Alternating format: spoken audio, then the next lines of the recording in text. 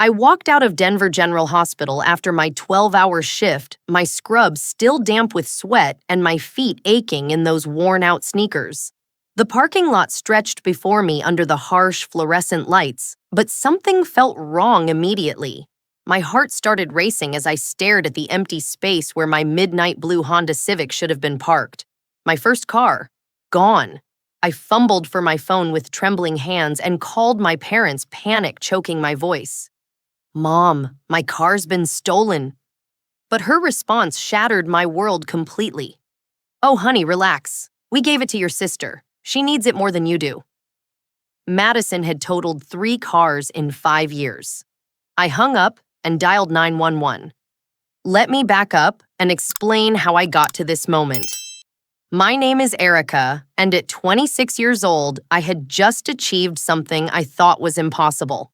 After working as a registered nurse for 3 years, picking up every double shift available, and living in a studio apartment the size of most people's closets, I had finally saved enough money to buy my very first car. Growing up, I watched my younger sister Madison get everything handed to her on a silver platter while I worked part-time jobs through high school just to buy my own clothes. When she got her license at 16, our parents immediately bought her a brand new Toyota Camry. When I turned 16 6 months later, they told me I could use the family's old minivan if I paid for my own gas and insurance. The pattern continued through college. Madison received a full ride from our parents to State University while I took out $38,000 in student loans for nursing school. But 3 weeks ago, everything changed. I had been saving every single penny for 18 months, eating ramen noodles and peanut butter sandwiches, skipping movies with friends, and even working holidays. I walked into Honda of Denver with a cashier's check for $22,000 and drove away in the most beautiful car I had ever seen. Midnight blue with gray interior, that new car smell still lingering, and most importantly, the title had my name on it. Erica Lynn Morrison. Not my parents' names, not Madison's name, mine. My parents seemed supportive when I showed them the car. Dad even took pictures of me standing proudly next to it, and Mom suggested we celebrate with dinner at my favorite restaurant. For the first time in my adult life, I felt like they were genuinely proud of something I had accomplished on my own. Working at Denver General meant dealing with some of the most challenging medical cases in the state. That particular Tuesday, I had just finished a brutal shift treating victims of a multi-car accident on Interstate 25. 3 teenagers in critical condition, 2 elderly passengers with life-threatening injuries, and 1 fatality that we couldn't save despite 4 hours of intensive care efforts. I was mentally and physically exhausted as I walked through the sliding glass doors toward the employee parking lot. The hospital's security lighting cast long shadows between the rows of vehicles, and I automatically looked towards space 137 where I always parked. But instead of seeing my Honda's distinctive blue paint gleaming under the lights, I stared at empty asphalt marked only by faint oil stains from someone else's car. My first thought was that I had somehow forgotten where I parked. I walked up and down 3 different rows, my nursing bag weighing heavily on my shoulder, searching for any sign of my vehicle. Then I considered that maybe someone had moved it for some reason, though I couldn't imagine why. Finally, the terrible reality began to sink in. Someone had stolen my car. I rushed to the security office, explaining the situation to the night guard, an older gentleman named Frank who had worked at the hospital for 15 years. He pulled up the parking lot camera footage on his computer, but hospital policy prevented him from showing the video to anyone except police officers or hospital administrators. He did confirm that a blue Honda Civic had left the lot around 2 o'clock that afternoon, driven by someone he couldn't identify from the grainy footage. Standing outside the security office with my phone in my hand, I called my parents' house with shaking fingers. Dad answered on the 3rd ring, sounding relaxed and cheerful. "Hey, sweetheart, how was work tonight?" "Dad, someone stole my car from the hospital parking lot," I said, fighting back tears. "I need you to come pick me up, and then we have to call the police." There was a pause. Then I heard him talking to my mother in the background. When he came back on the line, his tone had completely changed. Actually, honey, your mother wants to talk to you. Mom's voice came through the speaker with that particular tone she used when she thought I was being overly dramatic about something. Erica, sweetheart, just relax. We didn't steal your car. We gave it to Madison. She needs it more than you do right now. The words hit me like a physical blow. You what, Mom? That's my car. My name is on the title. I paid for it with my own money. Now don't get hysterical, she continued in that infuriatingly calm voice. Madison's Jeep finally died completely, and she has several important job interviews lined up this week. You live close enough to the hospital that you can walk or take the bus. She needs reliable transportation more than you do. I felt like the ground was shifting beneath my feet. Mom, I have car payments. The insurance is in my name. You can't just give away someone else's property. We're family, Dad chimed in, apparently listening on another extension. We help each other out. Besides, think of all the money we spent raising you and putting you through school. Madison is struggling right now, and this is our way of evening things out between you girls. That's when the full picture became clear. Madison had destroyed 3 vehicles in 5 years. First, she rear-ended a construction truck while texting and driving, totaling the Toyota Camry our parents had bought for her 18th birthday. 6 months later, she crashed the replacement Honda Accord into a tree during a rainstorm because she was driving 50 miles per hour in a 25-mile-per-hour zone. The third car, a Subaru Outback, met its end when Madison ran a red light and T-boned another vehicle at a busy intersection. Somehow she walked away from each accident with minor injuries, but the other drivers weren't always so fortunate. After each crash, our parents immediately purchased another vehicle for her. They never made her pay a deductible, never required her to get additional driving training, never imposed any consequences whatsoever. Madison would cry and apologize and promise to be more careful, and they would hand her the keys to a brand new car within a week. Meanwhile, I had been riding the city bus and walking to work for 3 years, saving every dollar I could earn to buy my own transportation. I had never asked them for money, never expected them to solve my problems, never assumed they owed me anything just because I was their daughter. Standing in that hospital parking lot holding my phone and listening to them justify giving away my property, I realized something that should have been obvious years earlier. I wasn't really their daughter in the same way Madison was. I was the responsible one, the one who didn't need help, the one who could take care of herself. Madison was the baby, the one who needed protection and support and endless second chances. I want my car back tonight, I said, trying to keep my voice steady. This isn't a family favor. This is theft. You're being ridiculous, Mom snapped. We'll work something out in a few weeks when Madison gets on her feet. Right now, she needs it more than you do. Mom, I'm hanging up now and I'm calling the police. Don't you dare! Dad's voice came through loud and clear. If you want to destroy this family over a car, that's your choice, but don't expect us to forgive you for it. I ended the call and immediately dialed 911. But here's the twist I never saw coming. While I was standing there waiting for the police to arrive, my phone buzzed with a text message from Madison herself. The message was a photo of my Honda Civic parked in our parents' driveway, with Madison leaning against the hood making a peace sign with her fingers. The caption read, "Thanks for the early Christmas present, sis. Don't worry, I'll take better care of this one." What I didn't know yet was that my parents had been planning this for days. They had waited specifically for me to work a double shift, knowing I would be too tired to immediately notice if something seemed wrong when I came home. They had already gone to the DMV that morning with a forged signature on a temporary registration transfer form claiming a family emergency gave them the legal authority to move the vehicle. They had been planning to steal my car all along.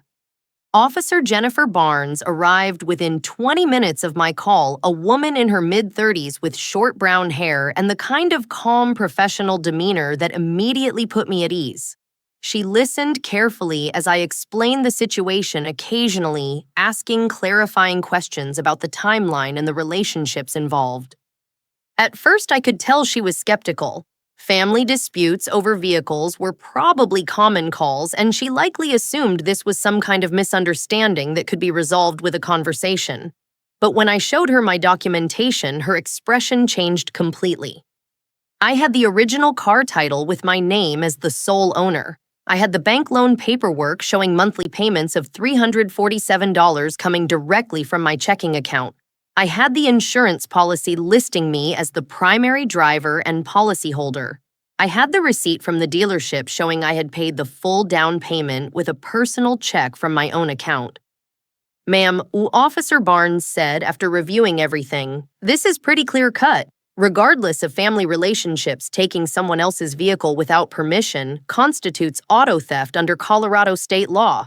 The fact that your parents had to forge your signature to transfer registration actually makes this a felony. She explained that while family members sometimes borrowed cars with implied permission, my situation was different. My parents had no legal ownership interest in the vehicle, no authority to make decisions about its use, and no right to transfer possession to another person without my explicit consent. "Would you like to press charges?" she asked. I thought about Madison's text message about years of watching her get away with increasingly destructive behavior about my parents' complete dismissal of my rights and feelings. "Yes," I said, "I want to press charges." Officer Barnes asked me to ride in her patrol car to my parents' house so we could document the vehicle's location and attempt to recover it immediately. During the 15-minute drive through suburban Denver, she told me about other cases she had handled involving family financial abuse. Apparently, parents stealing from their adult children was far more common than most people realized. When we pulled into my parents' driveway, my midnight blue Honda Civic was parked exactly where Madison had photographed it, gleaming under the porch light. But Madison herself was in the driveway with a bucket of soapy water and a sponge washing the car as if she had owned it for years. "Madison," I called out as I got out of the patrol car, "I need my keys back right now." She looked up with that smug expression I remembered from childhood, the one she wore whenever she had gotten away with something she knew was wrong. "Oh, hey, Erica. Thanks for letting me borrow your car. I promise I'll take good care of it." "This isn't borrowing. You don't have my permission to use my vehicle." "Mom and Dad said I could have it," she replied, continuing to wash the hood. "They explained that you don't really need a car since you live so close to work. Besides, I have job interviews this week and the bus system doesn't run to those parts of town." Officer Barnes stepped forward and identified herself. "Ma'am, I'm going to need to see some identification and documentation showing you have legal authority to possess this vehicle." That's when Madison's entire attitude changed. She dropped the sponge and put her hands on her hips, glaring at me with genuine anger. "You called the cops on your own family. What is wrong with you?" "What's wrong with me is that my family stole my car," I replied. Our parents must have heard the commotion because they came out of the house together, Dad wearing his old fishing shirt and Mom in her bathrobe. When they saw the police car, their expressions immediately shifted from confusion to alarm. "Officers, what seems to be the problem?" Dad asked, using the overly polite tone he reserved for authority figures. "We're here about a stolen vehicle," Officer Barnes replied. "Your daughter Erica has reported that her Honda Civic was taken without permission." "This is a family matter," Mom said quickly. "There's been a misunderstanding. We're just helping our younger daughter through a difficult time. Surely this doesn't require police involvement." Officer Barnes asked to see any documentation they had authorizing them to take possession of my vehicle. Dad disappeared into the house and returned with a folder containing what appeared to be official DMV paperwork. But when the officer examined it closely, her expression grew serious. "Sir, this appears to be a forged document," she said. "The signature doesn't match the one on the original title, and several of the vehicle identification numbers are incorrect." That's when the situation escalated dramatically. Madison suddenly became hysterical, screaming about how I was trying to ruin her life and destroy the family. She accused me of being selfish and vindictive, claiming that I owed them for everything they had done for me over the years. "You lived in our house for 18 years, she yelled. "You ate our food, wore clothes we bought, went to schools we paid for. Now you won't even let me borrow your car for a few weeks. What kind of sister are you?" But the most shocking part was what happened next. Our elderly neighbor, Mrs. Patterson, came across the yard carrying a manila folder. She was a retired teacher in her 70s who had lived next door for over 20 years, and she had obviously been watching the confrontation from her window. "Officer," she said, addressing Officer Barnes directly, "I think you should know that this young man and woman have been taking advantage of their older daughter for quite some time. I've witnessed several incidents that I documented because I was concerned about the situation." Mrs. Patterson opened her folder and pulled out a handwritten log with dates, times, and detailed descriptions going back over 2 years. She had recorded instances of my parents demanding money from me for various family emergencies, borrowing my personal belongings without returning them, and consistently favoring Madison in ways that were visible even from next door. She told Officer Barnes about the time my parents took my laptop computer to give to Madison for college, leaving me without a computer for my own nursing school finals. She described watching them clean out my childhood bedroom and sell my furniture and decorations at a garage sale while I was working a weekend shift at the hospital. She had even witnessed Madison driving various cars recklessly in the neighborhood, including backing into a mailbox and leaving the scene without reporting the damage. "This family has a pattern of treating Erica as if her belongings and earnings are community property," Mrs. Patterson said. "I've been wanting to say something for months, but I wasn't sure it was my place to interfere." Officer Barnes called for backup and requested a detective to respond to the scene. She also asked Madison to step away from the vehicle and produce her driver's license for a records check. That's when Madison completely lost control. She grabbed the car keys from her pocket and hurled them directly at my face, barely missing my left eye. Then she started screaming threats, saying she would rather crash the car and total it than give it back to me. "Fine," she yelled. "You want your stupid car so bad I'll drive it straight into a tree just like I did with the Accord. Then nobody gets to have it." Officer Barnes immediately moved to restrain Madison, who continued struggling and making threats. When backup arrived and they searched Madison's purse for additional identification, they found a small bag of marijuana and a pipe, which added drug possession charges to the growing list of potential crimes. But the biggest shock was still coming. When Detective Rodriguez arrived and began examining the forged DMV paperwork more closely, she discovered that it wasn't just a sloppy amateur forgery. The document had been created using official DMV letterhead and forms suggesting that someone with access to government materials had been involved in creating it. "Ma'am," Detective Rodriguez said to me, "this is much more serious than simple auto theft. Someone produced sophisticated fraudulent government documents to steal your vehicle. We're looking at multiple felony charges, including forgery, fraud, and conspiracy." As I stood in my parents' driveway watching Madison being placed in handcuffs while my mother cried and my father tried to argue with the detective, I realized that my decision to call the police had uncovered something much larger than a stolen car. My family had been systematically defrauding me for years, and tonight was just the first time I had been brave enough to fight back. Detective Maria Rodriguez specialized in family fraud cases and had seen situations like mine more often than I would have imagined possible.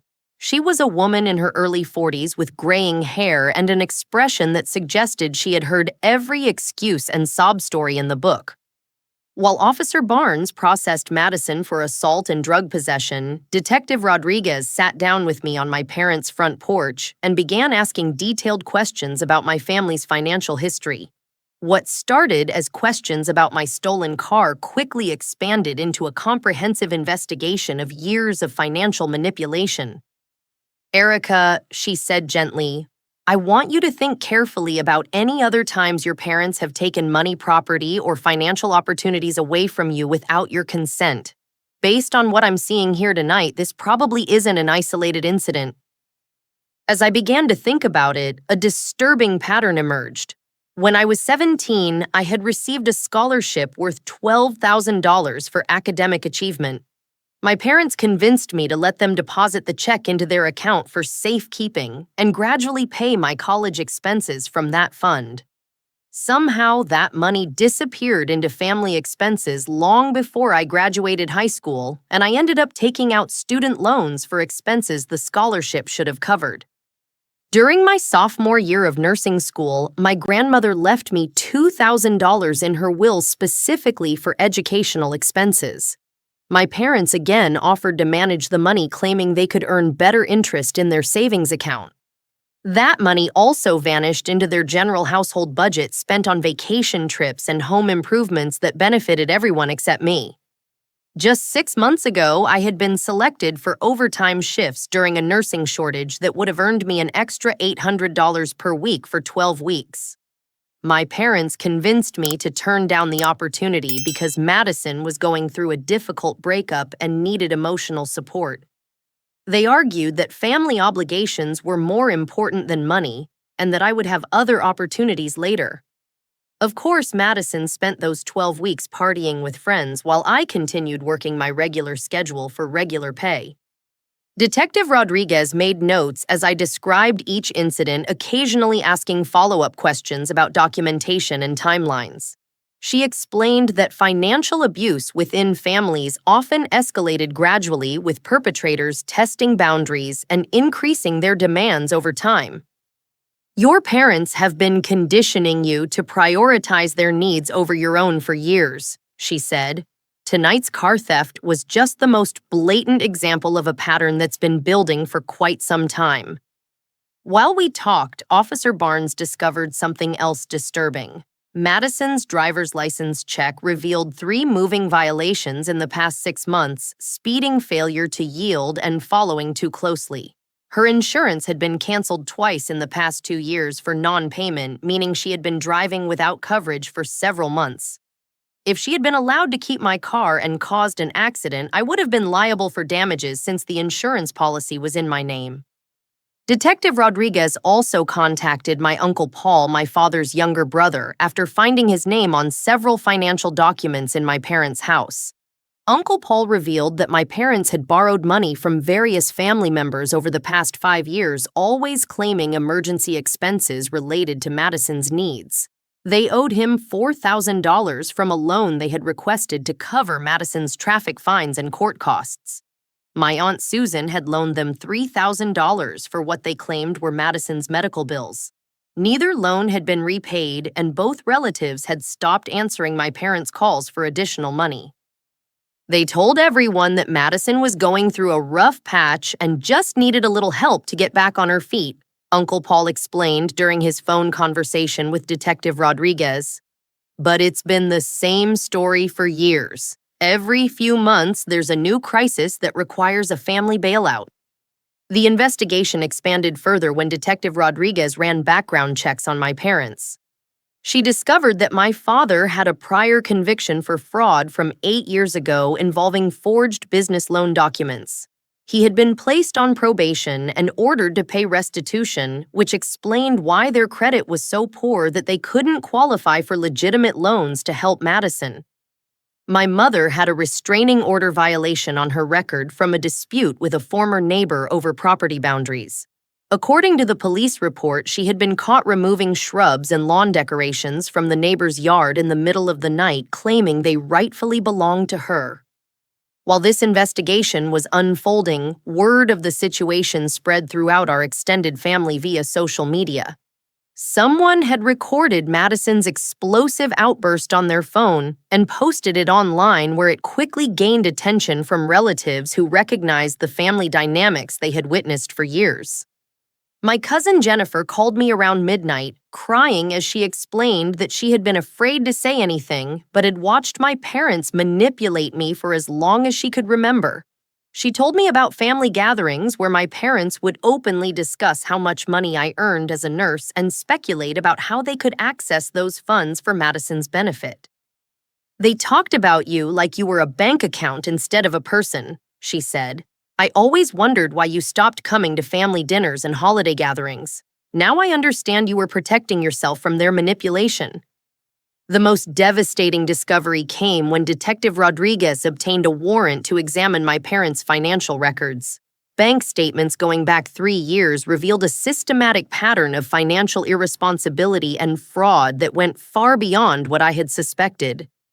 My parents' credit card debt exceeded $50,000, with most charges related to Madison's expenses. They had paid for her car insurance premiums, traffic fines, court costs, apartment deposits, utility bills, clothing, entertainment, and even vacation trips. Meanwhile, they had been telling me and other family members that they were struggling financially and needed help with basic household expenses. Even worse, Detective Rodriguez discovered that my parents had been accessing my childhood savings account long after I turned 18. Bank records showed regular withdrawals totaling nearly $15,000 over a 5-year period, money I had earned from part-time jobs during high school and early college. I had assumed that account was closed when I became an adult, but apparently my parents had maintained access and gradually drained it to fund Madison's lifestyle. But the most shocking revelation came when Detective Rodriguez examined employment records for Madison. She had been fired from her last job 3 weeks ago for excessive absences and poor performance. There were no upcoming job interviews, as my parents had claimed. Madison had been unemployed for almost a month, spending her days sleeping late, shopping with friends, and using drugs. My parents had known about her job loss and had been planning to steal my car as a way to enable her continued irresponsible behavior. They never intended to help her find employment or become self-sufficient. They just wanted to give her another expensive gift to keep her happy while avoiding any difficult conversations about accountability or consequences. As I sat on that front porch at 2 a.m, watching Detective Rodriguez document years of financial manipulation and fraud, I realized that calling the police had been the best decision I had ever made. For the first time in my adult life, someone with authority was taking my side and recognizing that I had been the victim of systematic abuse. But I also realized that pressing charges meant crossing a line I could never uncross. My family would never forgive me for involving law enforcement, and I would probably lose relationships with relatives who preferred to maintain peace rather than confront uncomfortable truths. Detective Rodriguez seemed to understand my dilemma. "Erica," she said, "I want you to know that you're not responsible for your family's choices. You didn't force your parents to commit fraud, and you didn't make Madison become violent and destructive. All you did was refuse to be a victim anymore." She was right. For the first time in years, I was standing up for myself instead of enabling their dysfunction. It felt terrifying and empowering at the same time. As the sun began to rise over suburban Denver, I knew that whatever happened next, I would never again allow anyone to treat me like my own life and property were less important than keeping other people comfortable. The court proceedings began 3 weeks later, and I quickly learned that my family's legal troubles were far more serious than simple auto theft. The district attorney's office had decided to prosecute the case as an example of family financial abuse, which apparently had become a growing problem throughout Colorado. District Attorney Jonathan Hayes took personal interest in my case and assigned one of his most experienced prosecutors to handle the charges. Patricia Williams was a woman in her 50s who had been handling financial crimes for over 20 years, and she explained that my situation could set important legal precedents for other victims of family fraud. My parents were facing charges of auto theft, forgery, fraud, conspiracy, and illegal surveillance. Madison faced additional charges of assault, drug possession, making threats, and violation of a restraining order. If convicted on all counts, my parents could receive up to 5 years in prison, while Madison faced up to 7 years. The media attention was overwhelming and unexpected. Local television news covered the story as an example of family dysfunction and financial abuse, interviewing experts about the psychology of enabling parents and entitled adult children. The story gained national attention when a video of Madison's violent outburst went viral on social media platforms.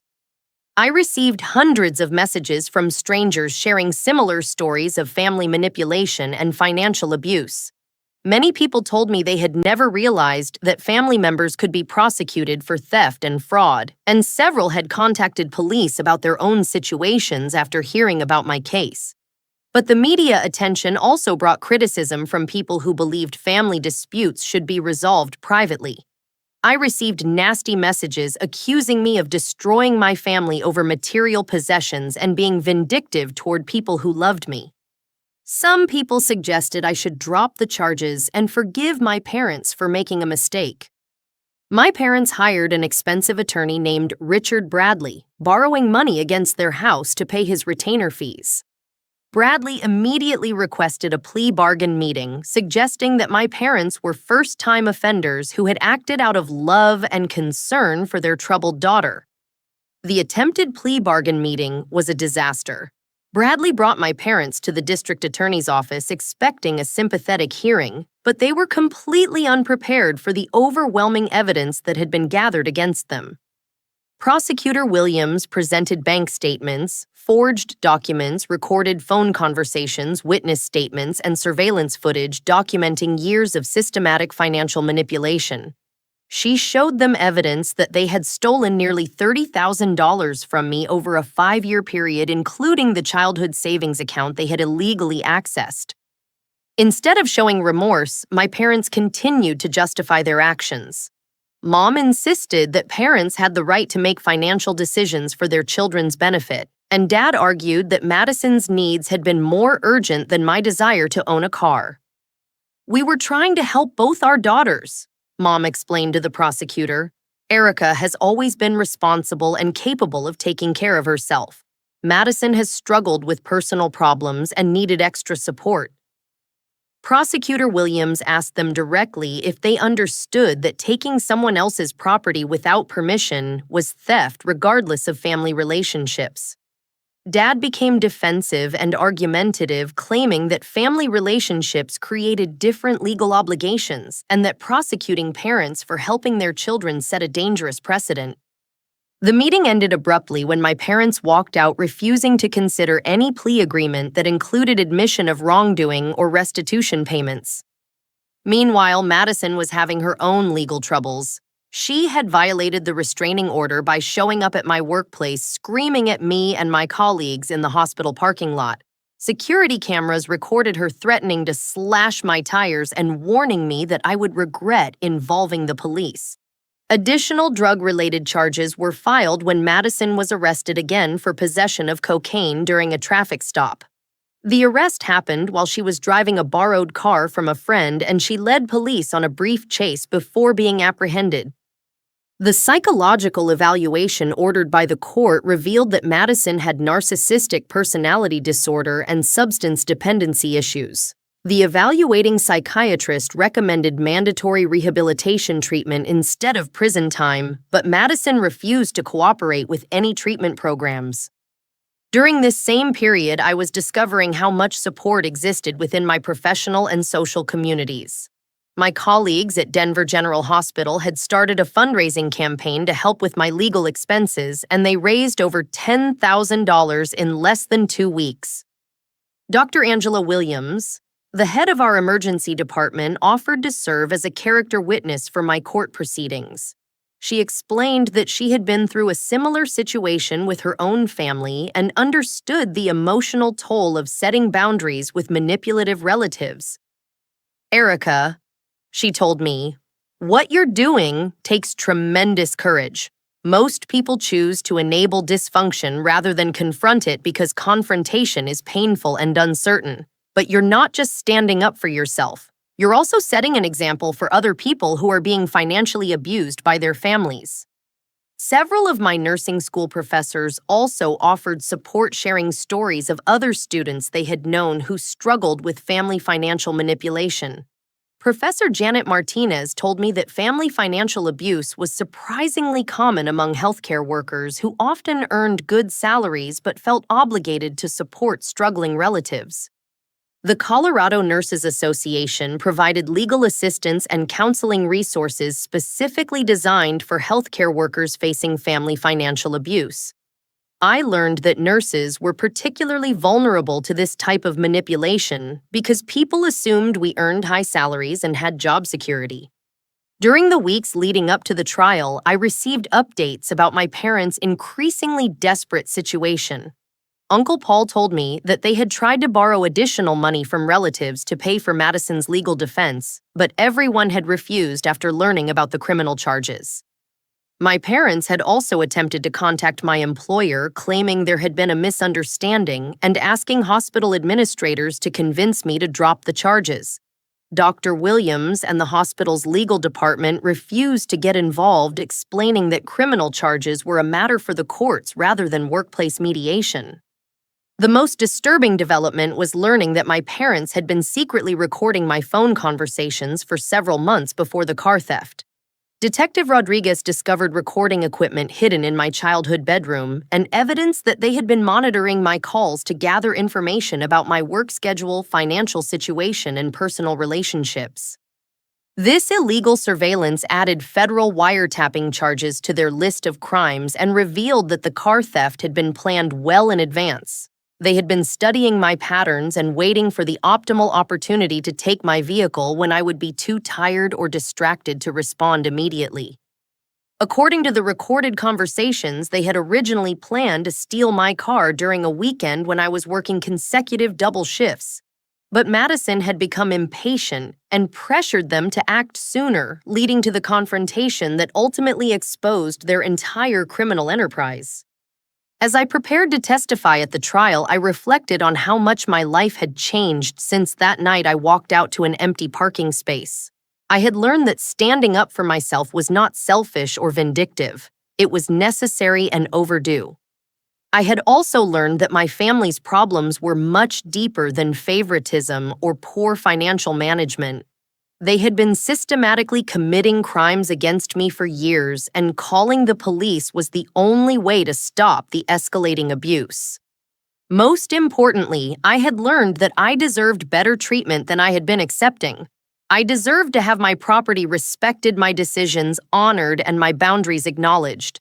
I didn't owe anyone unlimited access to my earnings or possessions just because we shared DNA. The trial was scheduled to begin in 6 weeks, and I was ready to tell my story in court.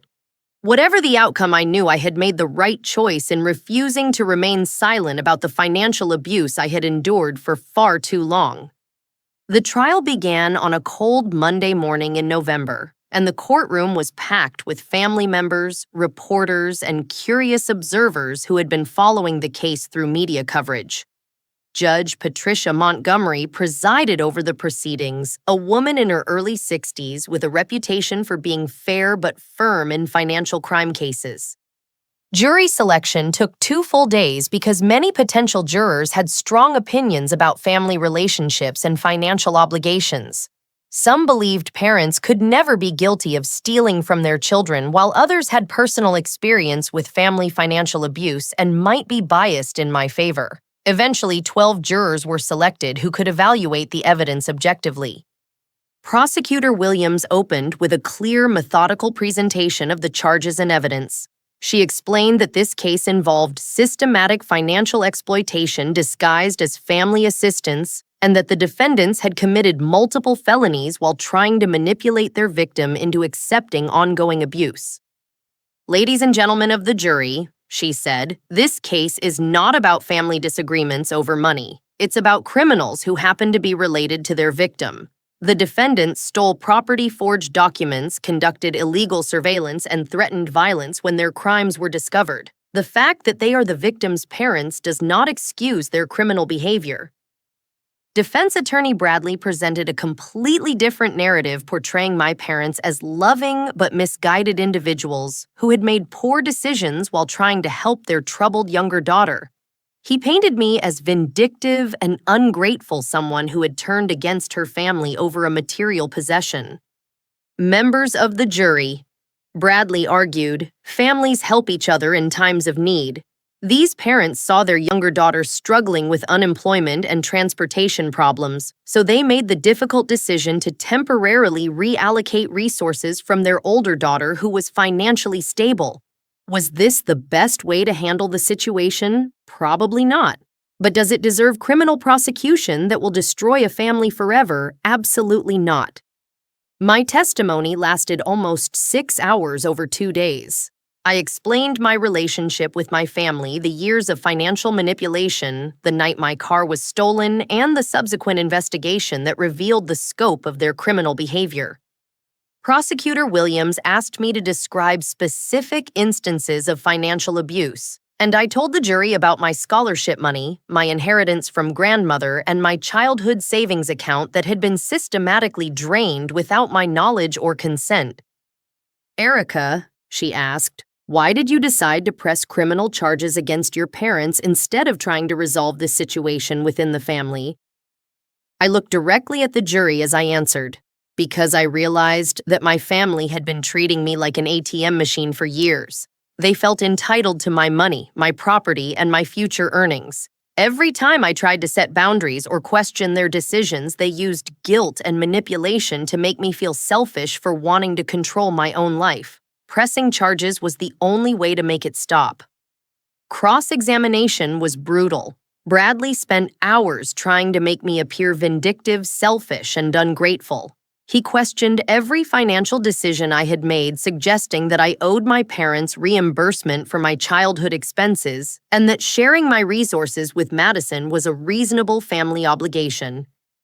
"Miss Morrison," he said, "isn't it true that your parents spent thousands of dollars raising you, educating you, and supporting you until you became financially independent?" "Yes," I replied, "and I never asked them to have children. Parents choose to have children, and supporting those children is their legal and moral obligation. Children don't owe their parents financial compensation for receiving the care they were legally entitled to receive." Bradley also tried to suggest that Madison's problems were medical conditions rather than behavioral choices, and that my parents were simply providing necessary assistance to a disabled family member. "Mr. Bradley," I responded, "my sister has been given multiple opportunities to get treatment for her substance abuse and driving problems. She has consistently refused help and continued making dangerous choices. My parents enabling her destructive behavior isn't helping her recover. It's making her problems worse while putting innocent people at risk." Character witnesses for both sides painted very different pictures of our family dynamics. My colleagues, professors, and community members testified about my work ethic, integrity, and responsible behavior. They described someone who had worked hard to achieve independence and who deserved to have her property and boundaries respected. Dr. Williams explained that she had observed my interactions with patients and coworkers for 3 years and had never seen me behave in a vindictive or manipulative manner. "Erica is one of the most compassionate and ethical people I've ever worked with," she testified. "She treats everyone with respect and dignity regardless of their background or circumstances. The idea that she would destroy her family out of spite or selfishness is completely inconsistent with the person I know." Professor Martinez testified about my academic performance and my struggles to finance my education despite coming from what appeared to be a middle-class family. She revealed that I had often worked extra shifts to pay for textbooks and supplies while other students received family financial support. "I remember being puzzled by Erica's financial situation," she told the jury. "She was clearly from an educated family with decent income, but she was working more hours than students from much poorer backgrounds. Now I understand that her family was not providing the support that other families gave their children." Character witnesses for my parents and Madison told a different story. Several family friends testified that my parents had always been generous and supportive, and that Madison was a sweet girl who had experienced some unfortunate setbacks but was trying to get her life together. My Aunt Carol testified that Madison had struggled with depression and anxiety since childhood, and that my parents were simply providing the extra support that any loving family would give to a member with special needs. But cross-examination revealed that most of these character witnesses had limited knowledge of our family's actual financial situation and Madison's criminal behavior. Many were shocked to learn about the forged documents, illegal surveillance, and systematic theft that had been documented by investigators. The prosecution's expert witnesses included financial forensic accountants who traced the pattern of financial manipulation going back almost 10 years. They presented charts and graphs showing how money had flowed from my accounts to my parents' accounts and then to Madison's expenses. Dr. Robert Chen, a psychologist specializing in family financial abuse, testified about the dynamics of enablement and manipulation. He explained that parents who systematically favor one child over another often create resentment and dysfunction that can last for generations. The defendants created a family system where one daughter was expected to provide resources while the other daughter was entitled to receive them, Dr. Chen explained. This is not normal family sharing. It's a form of psychological and financial abuse that treats one child as a resource to be exploited for the benefit of another child. Madison's testimony was a complete disaster for the defense. She appeared in court wearing an orange jumpsuit from county jail where she was being held for violating her bail conditions on the drug possession charges. When Bradley asked her to explain her side of the story, Madison immediately began attacking me personally. She accused me of being jealous of her relationship with our parents and claimed that I had always resented her for being more attractive and popular than I was. Erica has always been jealous of me, she told the jury. She's mad because our parents love me more and she's trying to punish them for not giving her the same attention I get. This whole thing is just her way of getting revenge because she knows she'll never be as important to them as I am. Prosecutor Williams asked Madison directly if she understood that taking someone else's property without permission was theft. "It's not theft when it's family," Madison replied. "Erica got plenty of help from our parents when she was growing up. Now it's my turn to get help. Besides, she didn't really need the car anyway. She just wanted to make a point about being independent." The judge had to warn Madison multiple times about her courtroom behavior as she became increasingly hostile and disruptive during questioning. When asked about her substance abuse problems, she denied having any issues despite being arrested twice for drug possession during the preceding months. My parents' testimony was equally damaging to their defense. Instead of showing remorse or acknowledgement of wrongdoing, they continued to justify their actions as necessary family assistance. Dad testified that parents had the right and responsibility to make decisions for the benefit of their entire family, even if individual family members disagreed with those decisions. "We were trying to help both our daughters," he explained. "Madison needed transportation for job interviews, and Erica was in a position to share her resources temporarily. We didn't think she would be so selfish as to involve the police over a family matter." Mom's testimony focused on Madison's supposed medical and emotional problems, portraying her as a victim of circumstances beyond her control. "Madison has always been sensitive and struggled with anxiety," she told the jury. "As her parents, we feel obligated to provide extra support until she gets back on her feet. Erica has always been strong and independent. We didn't think she would need as much help." But cross-examination revealed the depth of their manipulation and dishonesty. When asked about the forged documents, Dad claimed he thought he had the right to sign my name because I was his daughter. When confronted with evidence of the illegal surveillance, Mom insisted they were just trying to keep track of my schedule for family planning purposes. Prosecutor Williams presented phone records showing that my parents had lied to multiple relatives about Madison's situation in order to borrow money for her expenses. They had told different stories to different people, claiming Madison had medical bills, legal expenses, or educational costs that required emergency financial assistance. The evidence was overwhelming.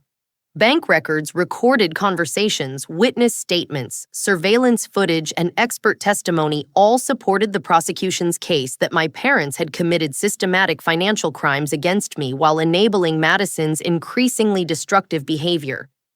But the most damning evidence was the recording equipment that had been found in my childhood bedroom. Prosecutor Williams played excerpts of recorded phone conversations where my parents discussed strategies for manipulating me into providing money and resources for Madison. In one conversation, Mom told Dad that they needed to play up Madison's problems and make Erica feel guilty if she resisted their requests for help. In another, they discussed timing the car theft for when I would be too tired to respond effectively. As I sat in that courtroom listening to my parents plan crimes against me, I felt a mixture of sadness and relief. Sadness because I was finally understanding how little they actually cared about my well-being, and relief because I no longer had to doubt my own perceptions or feel guilty for protecting myself. The jury deliberated for less than 4 hours before returning guilty verdicts on all charges against my parents and Madison.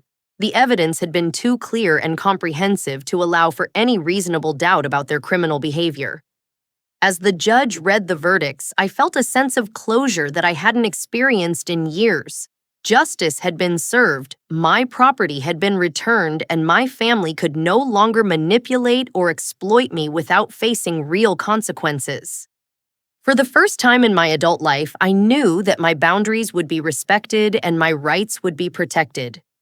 Judge Patricia Montgomery scheduled the sentencing hearing for 3 weeks after the guilty verdicts, giving the court time to review presentence reports and victim impact statements from affected family members and community organizations. The presentence investigation revealed additional troubling information about my family's financial behavior. My parents owed money to 6 different relatives, had defaulted on multiple credit cards, and had been using Madison's various legal troubles as justification for borrowing money they never intended to repay. Madison's substance abuse evaluation showed cocaine and marijuana addiction that had been ongoing for at least 3 years. The court-ordered psychologist recommended intensive rehabilitation treatment, but Madison had refused to participate in any assessment sessions, claiming the charges against her were unjustified. I was allowed to present a victim impact statement before sentencing, and I had spent weeks preparing remarks that would help the judge understand the full scope of damage my family had caused. "Your Honor," I began, "this case isn't just about a stolen car or forged documents. It's about a family system that taught me my own needs were less important than other people's wants. For years, I accepted manipulation and exploitation because I was taught that setting boundaries was selfish and that family members were entitled to unlimited access to my resources. I explained how the financial abuse had affected my education, career, housing, and personal relationships. I had delayed major life decisions because I couldn't trust my own judgment about what was normal or acceptable in family relationships. The hardest part," I continued, "was learning that my parents viewed me as a source of income rather than a daughter they wanted to see succeed. They systematically undermined my financial independence while enabling my sister's destructive behavior. They taught her that consequences don't apply to her and that other people exist to solve her problems." I asked the judge to impose sentences that would include mandatory financial counseling, restitution payments, and supervised probation to ensure my family couldn't continue their pattern of financial manipulation. Several community organizations submitted letters supporting strong sentences as a deterrent to family financial abuse. The Colorado Nurses Association wrote that healthcare workers were particularly vulnerable to this type of manipulation, and that visible consequences were necessary to protect other potential victims. Domestic violence prevention organizations explained that financial abuse was often a precursor to other forms of family violence, and that early intervention through criminal prosecution could prevent escalation to physical abuse. My parents' sentencing hearing was emotional and difficult. Their attorney presented character letters from friends and co-workers asking for leniency based on their lack of prior criminal convictions and their supposed good intentions. Several relatives testified about my parents' generosity and community involvement, arguing that prison sentences would be excessive punishment for people who had been trying to help their troubled daughter. But Judge Montgomery had clearly been affected by the evidence of systematic manipulation and the complete lack of remorse my parents had shown throughout the proceedings. "Mr. and Mrs. Morrison," she said, "you have been convicted of serious financial crimes against your own daughter, someone who trusted you and who had every right to expect your support rather than your exploitation. Your actions were planned, deliberate, and ongoing. You showed no respect for your daughter's autonomy, property, or financial independence." She sentenced my father to 18 months in federal prison, followed by 2 years of supervised probation. My mother received 15 months in prison with 3 years of supervised probation. Both were ordered to pay full restitution, including my stolen money, legal expenses, and damages for emotional distress. The restitution order totaled $67,000, including the money taken from my childhood savings account, the missing scholarship and inheritance funds, interest and penalties, and compensation for the financial opportunities I had lost due to their manipulation. Judge Montgomery also ordered them to sell their house if necessary to pay the restitution and to participate in financial counseling and family therapy as conditions of their probation. Your daughter had every right to expect that her parents would support her success rather than undermine it, the judge continued. Instead, you treated her like an ATM machine while teaching your younger daughter that she was entitled to other people's property and earnings. The damage you have caused to both your daughters will take years to repair. Madison's sentencing was equally significant. Judge Montgomery sentenced her to 2 years in state prison, followed by 3 years of supervised probation with mandatory substance abuse treatment and community service. Ms. Morrison, the judge said, you are 24 years old and have been given multiple opportunities to address your substance abuse and take responsibility for your actions. Instead, you have become increasingly violent and entitled, believing that other people should solve your problems while you face no consequences for destructive behavior. Madison tried to interrupt the judge several times, claiming the charges were unfair and that I was vindictive for pressing charges against family members. Judge Montgomery warned her that additional outbursts could result in contempt of court charges. Your sister worked hard to achieve financial independence and had every right to control her own property, the judge continued. Your parents' enabling behavior has prevented you from developing the life skills necessary for healthy adult relationships and employment. Prison time and mandatory treatment may finally provide the structure and accountability you need to address your problems. The sentences sent a clear message that family financial abuse would be taken seriously by Colorado courts and that family relationships did not excuse criminal behavior. Local media covered the sentencing extensively, with legal experts explaining that the case established important precedents for prosecuting family financial manipulation. Several other families contacted law enforcement about similar situations after learning that family members could be held criminally accountable for theft and fraud. 6 months after the sentencing, I received my first restitution payment from the court system. My parents had been forced to sell their house and liquidate their retirement accounts to pay the judgment, but I was finally recovering the money they had stolen over the years. More importantly, I was recovering my sense of self-worth and personal boundaries. I had learned that I deserved to have my property respected, my decisions honored, and my independence supported. I also learned that standing up to manipulation and abuse was not vindictive or selfish. It was necessary for my own emotional health and for preventing my family from victimizing other people. Madison was participating in prison rehabilitation programs and had written several letters acknowledging her substance abuse problems and apologizing for her violent behavior. The letters seemed genuine, and I was cautiously optimistic that she might finally be ready to address her problems. My parents had also written apology letters from prison expressing remorse for their actions and asking for eventual forgiveness. Their letters showed some understanding of how their manipulation had damaged our relationship and acknowledgement that their enabling behavior had hurt Madison as well as me. I wasn't ready to rebuild relationships with any of them, but I was hopeful that the criminal justice intervention had finally forced them to confront the consequences of their choices. The most satisfying outcome was discovering how many other people my story had helped. I received letters from family financial abuse victims throughout the country who had found the courage to set boundaries or seek legal help after learning about my case. Several young adults contacted me through social media to share their stories of family manipulation and ask for advice about protecting themselves from financial exploitation. I had connected with support groups and advocacy organizations that helped family abuse victims understand their legal rights and options. 1 year after pressing charges, I had paid off my remaining student loans with the restitution money and had been promoted to charge nurse at Denver General Hospital. I was living in a larger apartment, had established healthy boundaries with extended family members, and felt confident about my ability to recognize and respond to manipulation. Most importantly, I had learned that family love should never require sacrificing your own financial security or personal autonomy. Real love involves respect, support, and encouragement for each person to achieve their potential rather than exploitation disguised as obligation.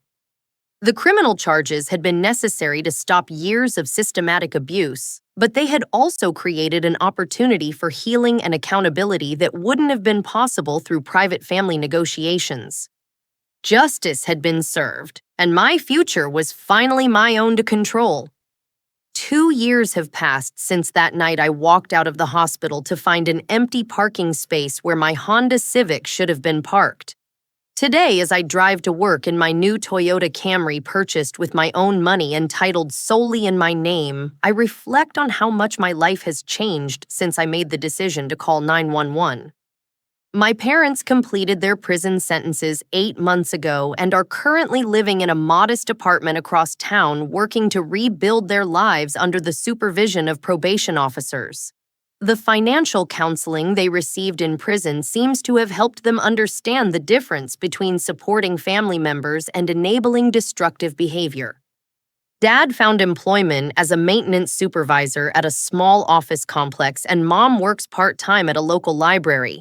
They're making regular restitution payments as required by their probation agreements, and they've both written letters expressing genuine remorse for the years of financial manipulation they put me through. We've had several supervised meetings with a family therapist over the past 6 months. These sessions are sometimes difficult and emotional, but I can see real progress in their understanding of how their actions affected me. They're learning to respect my boundaries and to ask for permission before making assumptions about my time, money, or property. The relationship will probably never be the same as it was before the criminal charges, but I'm discovering that different doesn't necessarily mean worse. For the first time in my adult life, I feel like they see me as an individual with my own needs and goals rather than as a resource to be managed for other people's benefit. Madison was released from prison 6 months ago and has been living in a halfway house while participating in intensive substance abuse treatment. The rehabilitation program seems to be working. She's been sober for 14 months, has completed her GED, and is enrolled in community college courses to study automotive mechanics. We exchange occasional text messages, and she's asked several times if we could meet for coffee to talk. I'm not ready for that yet, but I'm cautiously optimistic about her progress. For the first time since childhood, she's taking responsibility for her own problems instead of expecting other people to solve them. Madison found a part-time job at an auto repair shop where her supervisor knows about her criminal history and substance abuse recovery. Having someone who holds her accountable while also supporting her sobriety seems to be exactly what she needed. She's also paying back the money she owes me, $25 per month from her part-time wages. It will take years to repay everything she took, but the fact that she's making consistent payments shows a level of responsibility I never saw from her before. My extended family relationships have healed much faster than I expected. Uncle Paul and Aunt Susan both apologized for not speaking up earlier when they witnessed the financial manipulation. Several cousins have told me they wish they had been brave enough to support me during the legal proceedings. Family gatherings are actually enjoyable now because the toxic dynamics have been disrupted. Madison's absence removed the constant drama and crisis management that dominated every interaction. When we do include my parents in family events, they participate as equals rather than trying to control everyone else's behavior. My professional life has flourished beyond anything I imagined possible. The promotion to charge nurse came with a significant salary increase, and I've been selected for additional leadership training that could lead to administrative opportunities within the hospital system. Dr. Williams has become a mentor and friend who continues to provide guidance about work-life balance and professional development. She's encouraged me to speak at nursing conferences about recognizing and addressing family financial abuse, and I've discovered that sharing my story helps other healthcare workers identify similar patterns in their own lives. The Colorado Nurses Association asked me to serve on a committee developing resources for healthcare workers facing family financial manipulation. We're creating educational materials and support programs to help nurses and other medical professionals protect themselves from exploitation while maintaining healthy family relationships. I've also been contacted by legal advocacy organizations interested in using my case as an example of successful prosecution for family financial abuse. Several law schools have invited me to speak to students about the intersection of criminal law and family dynamics. The most rewarding outcome has been the letters and messages I continue to receive from people who found the courage to address their own family financial abuse situations after learning about my story. Some have pursued criminal charges like I did, while others have found success with civil litigation, restraining orders, or simply setting firm boundaries with manipulative relatives. One woman wrote to tell me that she recognized her own family's pattern of manipulation after reading about my case and was able to prevent her parents from stealing her inheritance from her grandmother. Another person shared that my story helped him understand that his family's demands for money weren't normal family obligations, and he was able to break free from years of financial exploitation. These connections with other survivors have helped me understand that family financial abuse is far more common than most people realize, and that speaking out about it can create positive change that extends far beyond any individual situation. I've learned that justice isn't just about punishment or restitution. It's also about creating accountability that allows relationships to heal in healthy ways. My family members couldn't acknowledge their problems or change their behavior until they faced real consequences for their choices. The criminal prosecution forced everyone to confront the reality of what had been happening in our family for years. Without that external intervention, the manipulation and enabling would have continued indefinitely, probably escalating until someone was seriously injured or financially destroyed. I've also learned that setting boundaries with family members isn't betrayal or selfishness. It's actually an act of love because it creates opportunities for everyone to develop healthier patterns of interaction. Enabling destructive behavior ultimately hurts everyone involved, including the person whose problems are being enabled. My childhood taught me that keeping peace was more important than addressing problems, and that family loyalty required accepting unlimited manipulation and exploitation. Recovery has taught me that real love involves accountability, respect, and support for each person's individual growth and independence. Today, I own my own car with my name on the title. I live in an apartment I chose and pay for with money I earned through my own work. I make decisions about my finances, my career, and my relationships without having to navigate manipulation or guilt trips from family members who feel entitled to control my choices.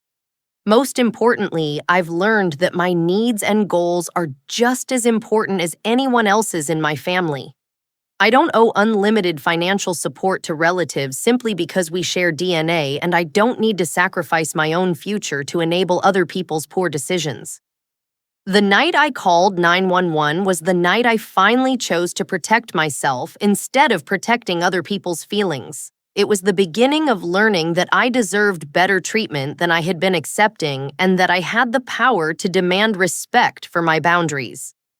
If you're dealing with family members who feel entitled to your money, property, or future earnings, please know that you have options and that you deserve support in protecting yourself. Financial abuse is a real crime with real victims, and speaking up about it can create positive change for yourself and for other people in similar situations. Have you ever experienced family members trying to control your finances or feeling entitled to your property? How did you handle the situation, and what advice would you give to others facing similar challenges?